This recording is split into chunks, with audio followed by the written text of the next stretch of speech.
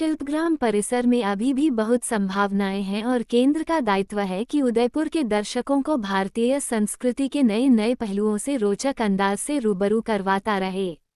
फुरकान खान, निदेशक, पश्चिम क्षेत्र सांस्कृतिक केंद्र, उदयपुर। 26 राज्यों के शिल्प स्टॉलों और फूड कोर्ट पर उमड़ी भीड़। मुक्ताकाशी मंच पर हवामहल देखने के प्रति भारी उत्साह। उदयपुर 30 दिसंबर 2024। कहते हैं दीर्घकालीन परिकल्पना जब धरातल पर उतरती है तो वह आने वाले वक्त में अपनी अहमियत साबित करती ही है। इन दिनों शिल्पग्राम इसका जीता जागता उदाहरण बन गया है। बता दें, पूर्व पीएम मनमोहन सिंह के निधन के बाद राजकीय शोक के कारण हालांकि सांस्कृतिक प्रस्तुतियां रोक दी गई हैं, फिर भी शहरवासियों का शिल्पग्राम के प्रति उत्साह कम नहीं हुआ है। वजह है मुक्ताकाशी मंच पर बना पिंक सिटी के हवामहल की प्रतिकृति, यहाँ लगे स्टोन के राशि चिन्हों के स्कल्पचर, गवरी सहित जगह जगह लगे स्टोन के म्यूजिकल इंस्ट्रूमेंट्स और सांस्कृतिक झलक देती शानदार मूर्तियाँ। इन सब का निर्माण हुआ तब शायद ही किसी ने सोचा था कि कभी ये बड़े आकर्षण का केंद्र बनेंगे। अब वाकई यह सच साबित हो रहा है। बानगी देखें, शनिवार को एक दिन में 18,000 से ज्यादा मेलार्थी आए और जमकर खरीदारी की। शिल्प स्टॉल्स पर और फूड कोर्ट में दिन भर गजब की भीड़ रही। मुख्य रंगमंच पर बनाई गई जयपुर के हवामहल की प्रतिकृति भी कमाल का रोमांच पैदा कर रही है। उसे देखने लोगों की भीड़ उमड़ रही है। संपूर्ण मेला क्षेत्र में पिकनिक, सेल्फी सेलिब्रेशन और शॉपिंग का खूबसूरत माहौल देखा जा रहा है।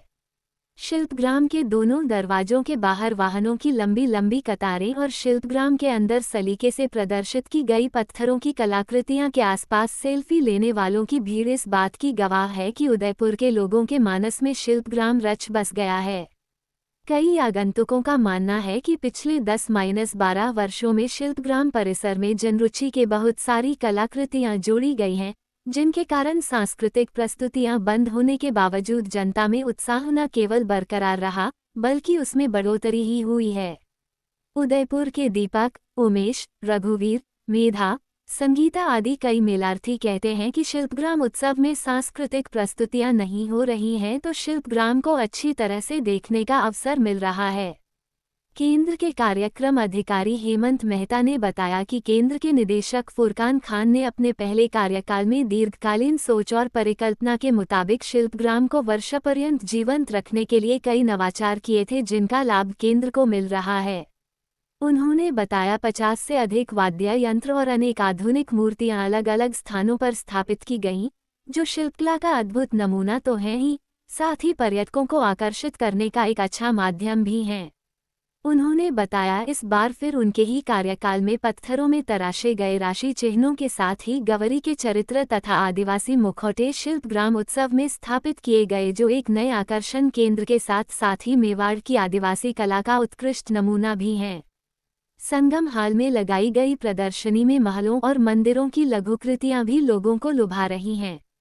हेमंत मेहता का कहना है कि आज सांस्कृतिक कार्यक्रम नहीं है तो भी निदेशक खान की सोच के बदौलत शिल्पग्राम को कई ऐसे स्थायी आकर्षण बिंदु मिल पाए, जिन्हें देखकर लोग रोमांचित हो रहे हैं।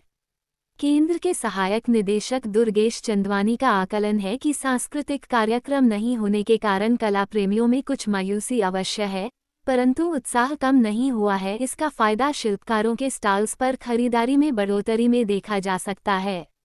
सांस्कृतिक कार्यक्रमों में लगने वाला समय अब खरीदारी में लग रहा है और स्टॉल शिल्पियों के चेहरे ज्यादा खिल गए हैं। उदयपुर के दर्शक लोक कला के पारखी हैं, जिनका लोक कलाओं से आनंदित होने और कला और कलाकारों को सराहने का अपना अलग स्टाइल है।